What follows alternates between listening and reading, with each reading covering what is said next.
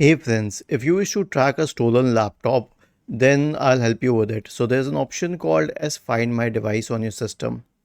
Right click on the start button, select settings from the menu, go to Find My Device. Okay, search for it and go to Find My Device. It's also under privacy and security, and then you can click on Find My Device. Now make sure that the switch is on, because if the switch is off, you will not be able to figure out its location. And if your laptop is lost, then log in using the same account and then click on select all the devices linked to the Microsoft account.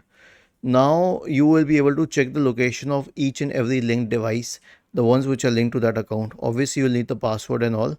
So simply click on Find My Device. Okay, and it will give you the exact location of the device on Bing Maps. Okay, click on Find here once again.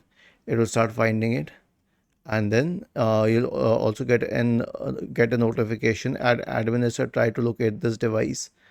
Okay, was this helpful?